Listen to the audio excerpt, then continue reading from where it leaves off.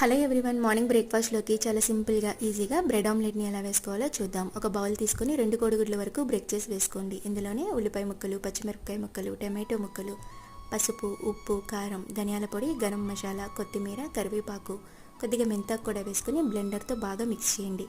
అలా మిక్స్ చేసుకున్న ఎగ్స్ బ్యాటర్ని పక్కన పెట్టుకోవాలి. స్టవ్ మీద ప్యాన్ పెట్టుకొని కొద్దిగా ఆయిల్ వేసుకోండి.